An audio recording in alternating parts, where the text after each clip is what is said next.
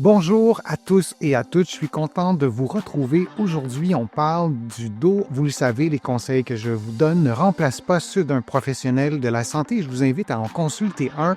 Vous allez trouver plusieurs des conseils, des exercices que je vous donne aujourd'hui dans mon livre « Plus jamais malade », mon approche globale pour un corps en santé, et on fera aussi des allusions à mon roman « Corps étranger » publié aux éditions Stanké. Lorsqu'on a une douleur au dos, souvent on va nous faire passer des examens d'imagerie médicale comme la radiographie qui est probablement la plus fréquente, la plus connue, l'IRM, l'imagerie par résonance magnétique, le scanner, il y en a d'autres.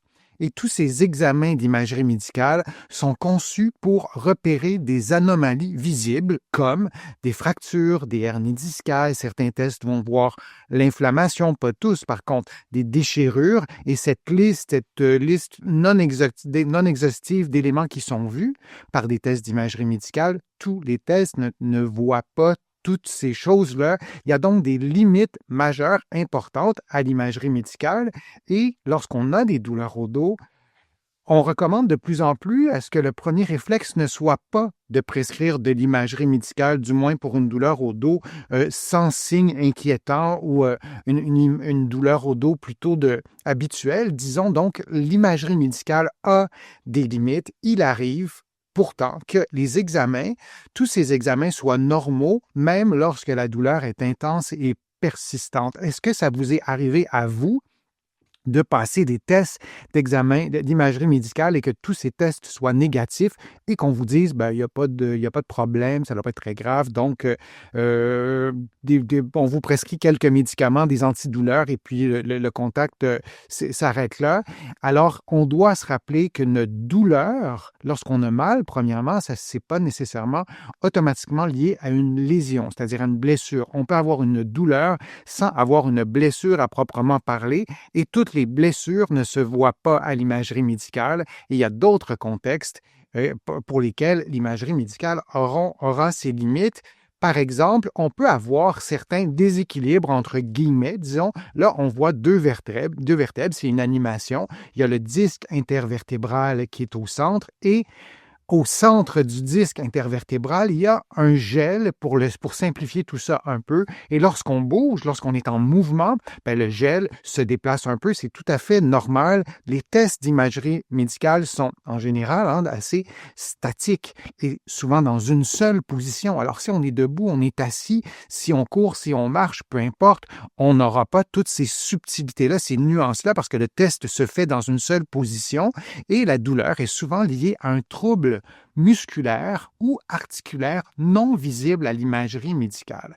Alors, on voit le disque et on voit aussi la partie arrière de la colonne vertébrale. Encore une fois, c'est une animation avec ses limites, mais on voit que la partie du haut, la vertèbre du haut et de la vertèbre du bas, on voit qu'il y a une articulation qui est symbolisée. Mais donc, cette articulation-là peut être problématique et il y a des muscles autour de la vertèbre qui peuvent être très faibles, disons, d'un côté, disons qu'on a une scoliose, et très fort de l'autre côté, très tendu.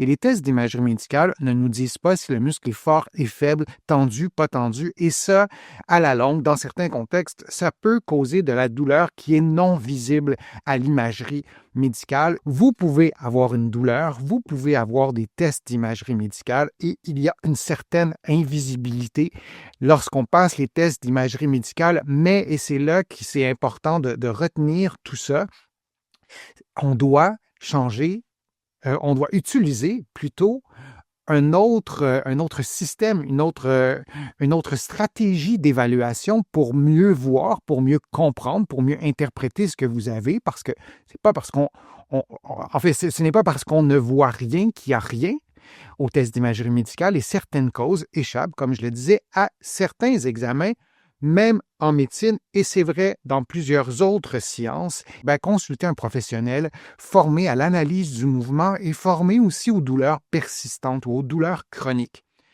Parfois, on a des douleurs depuis longtemps. Notre cas est devenu complexe parce qu'il y a plusieurs autres éléments qui se sont ajoutés. On a le droit de consulter des experts en douleurs chroniques.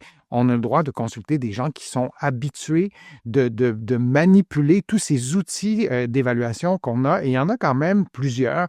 Alors, ça peut être une belle stratégie aussi. Et il y a un autre élément aussi, peut-être de tenir, oui, un journal de vos symptômes, du contexte dans lequel vos symptômes apparaissent. Peut-être que ça peut aider aussi les professionnels de la santé. C'est important de le faire. C'est important de noter des choses lorsqu'on on est évalué. Parfois, on est un peu nerveux, parfois, on a mal. Donc, notre cerveau ne pense pas comme lorsqu'on est tranquille chez soi à la maison.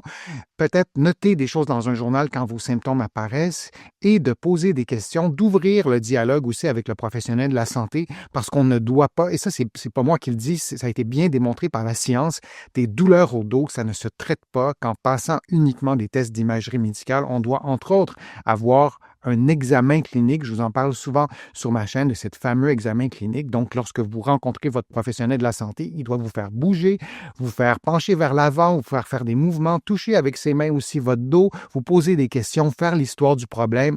Et si on se limite à l'imagerie médicale, on passe peut-être à côté de quelque chose et on est là pour vous d'abord et avant tout. Donc, on doit sortir tous les outils d'évaluation pour bien comprendre ce que vous avez.